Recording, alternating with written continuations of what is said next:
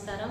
నిన్న జరిగిన అవిశ్వాసం తీర్మానంలో నేను ఏకపక్ష నిర్ణయాలు తీసుకుంటున్నానని కాంగ్రెస్ సిపిఎం పార్టీ ఎంపీటీసీ సభ్యులు ఆరోపించడం జరిగింది.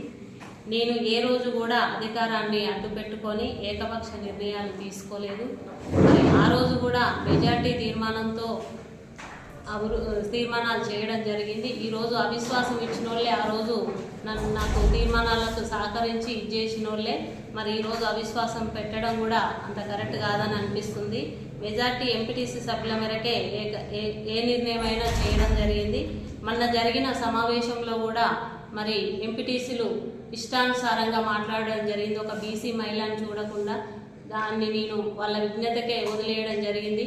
గౌరవ ఎమ్మెల్యే గారు కూడా ఎంక్వైరీ పెట్టిస్తానని అన్నాడు. మరి ఎంక్వైరీ జరిగిన దాకా కూడా ఆగకుండా అవిశ్వాసం పెట్టడం కూడా ఎంతవరకు కరెక్ట్ అని ఈరోజు నేను అడుగుతున్నాను. మరి ఎంక్వైరీ ఏ రోజు పెట్టించినా ఏ రోజైనా నేను సిద్ధంగా ఉన్నాను.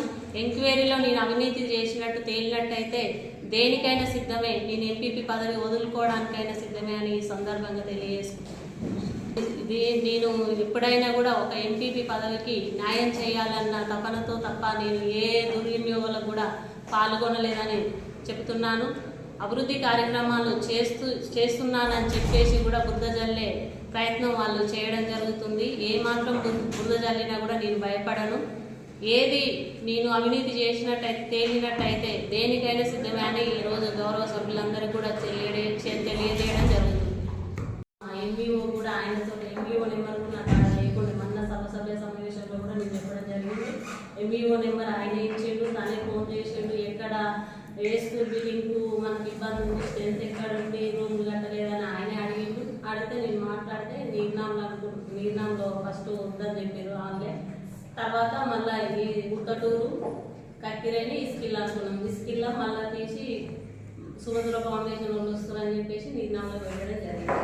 మళ్ళీ ఎంతసీది ఇయర్ వచ్చిన అమౌంట్ కూడా 5 లక్షలు బిల్డింగ్ అవ్వట్లేదని చెప్పేసి మళ్ళీ 3 లక్షలు అదనపు గదుల నిర్మాణం అని చెప్పేసి మనం పెట్టుకోవడం జరిగింది. దానికి తీర్మానం ఉంది. గౌరవ ఎంపీటీసీ సభ్యులందరూ సంతకాలు కూడా ఉన్నాయి. ఒక బాట విషయంలో 8 మంది సభ్యులు మాత్రం ఫోర్స్ చేసారు. మనం ఇంత కష్టపడి బాట చేసినాం, మా సపోర్ట్ మీకు ఉంటుందని చెప్తేనే నేను ఆ తీర్మానం చేసి ఆ రోడ్ వేయడం జరిగింది. ఆ రోడ్డు విషయాన్నే వాళ్ళకు కఠిన ఎంపీటీసీ సభ్యులకు ఇవ్వకుండా నేను కూడా కక్కిరేనికి ఎక్కడ అభివృద్ధి చేసుకోలేదు. వాళ్ళు ఆరోపించారు ఎయ్యన్ రోడ్డు కూడా అమౌంట్ తీసుకుందని చెప్పి. ఎయ్యన్ రోడ్డుకు నేను ఎక్కడ అమౌంట్ తీసుకున్నానో రుజువు చేయాలి. అనగానే గొప్ప కాదు. నేను రుజువు చేస్తే దేనికైనా సిద్ధమే.